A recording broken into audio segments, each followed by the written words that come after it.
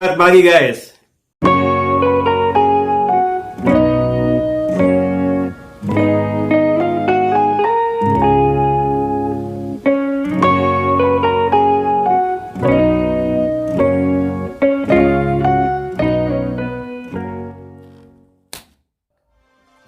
Bismillahirrahmanirrahim. Assalamualaikum warahmatullahi wabarakatuh. Semangat pagi guys.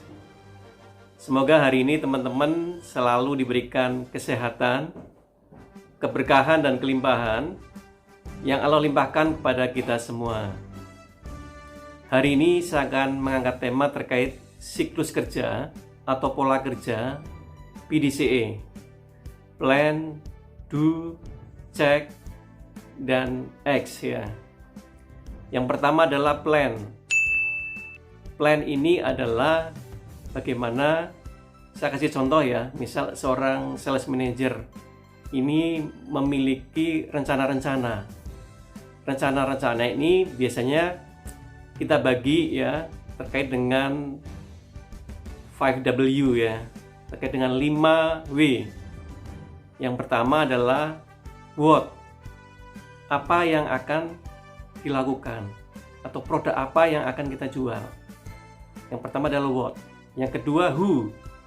Siapa-siapa yang akan terlibat dalam proses penjualan ini. Yang ketiga, when, kapan akan dimulainya penjualan ini dan kapan akan berakhirnya. Ya, berkelanjutannya akan seperti apa?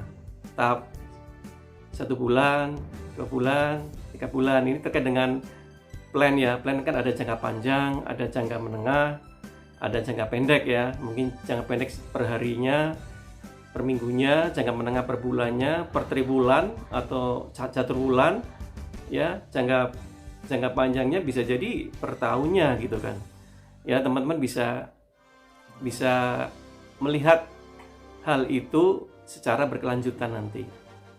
Oke, kalau tadi udah what, who, when, where ya. Sekarang di mana ya, di mana ini akan dilakukan gitu kan. Biasanya kalau dalam proses penjualan itu di mananya ini tergantung. Di kota besar, di kota biasa-biasa, kota kecil, di kota yang memang permintaannya sangat tinggi atau permintaannya rendah, itu nanti disesuaikan. Berarti where itu terkait itu ya. Kemudian yang terakhir adalah why. Mengapa ya. Mengapa kita harus melakukan strategi ini? Mengapa kita harus menjalankan strategi penjualan seperti ini misal? Ya itu harus diketahui dulu. Jadi tadi apa, siapa, kapan, di mana, dan mengapa. Itu harus dipelajari dalam plan itu. Nanti plan itu akan dikategorikan atau didefinisikan terkait dengan hal-hal tersebut, 5W itu ya. Kemudian tahap yang kedua setelah plan itu tentu ada do ya, pelaksanaan.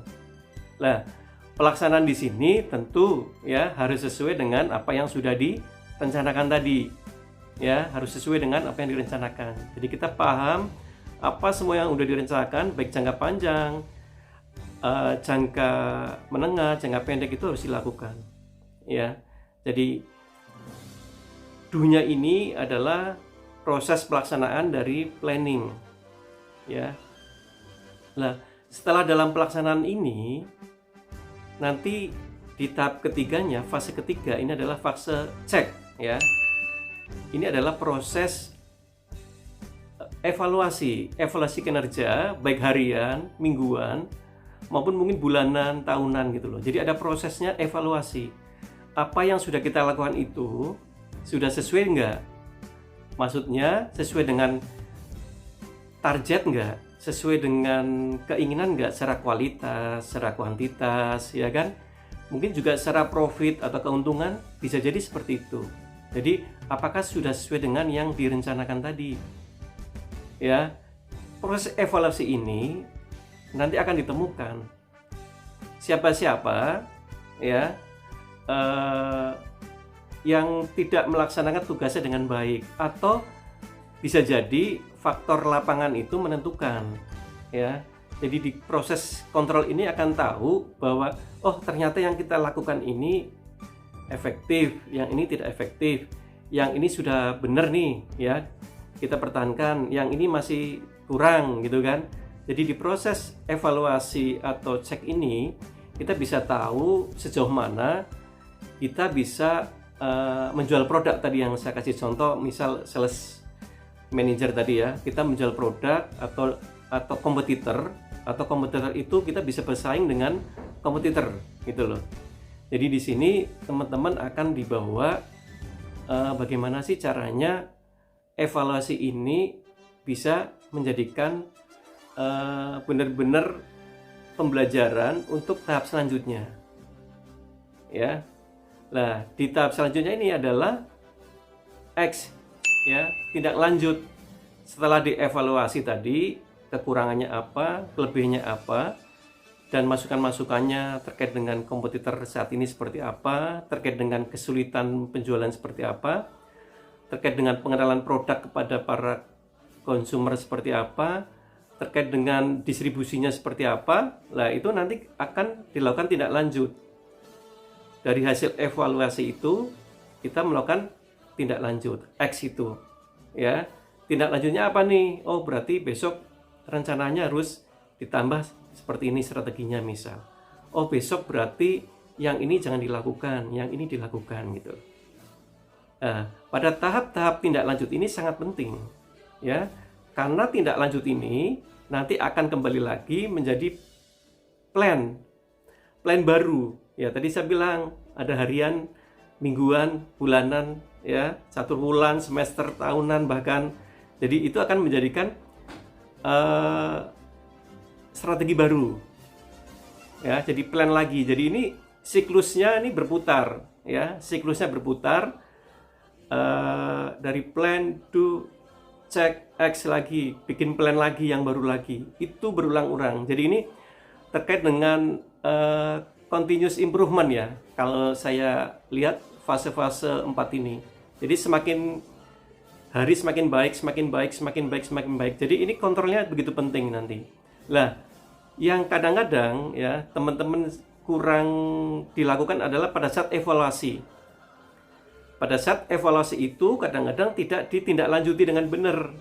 Nah, tidak dimasukkan ke plan berikutnya, tapi masih dilakukan pola kerja yang awal tuh, masih melakukan seperti awalnya. Jadi tidak dilakukan tidak lanjut perubahan-perubahan itu. Nah, ini yang kadang-kadang yang harus diperbaiki. Ya. Jadi singkat, jelas ya teman-teman ya. Jadi itu terkait dengan PDCE.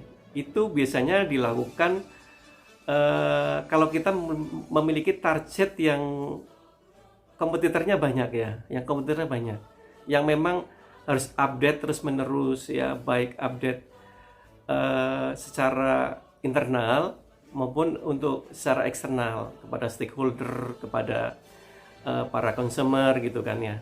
Jadi pola PDC ini adalah fase-fase yang harus dilakukan secara terus menerus. Jadi ini continuous improvement, perubahan yang dilakukan atau perbaikan yang dilakukan secara berkesinambungan. Itu aja sih dari saya, mudah-mudahan bermanfaat buat teman-teman semua. Terima kasih atas perhatian teman-teman semua. Bila taufik wal hidayah, wassalamualaikum warahmatullahi wabarakatuh.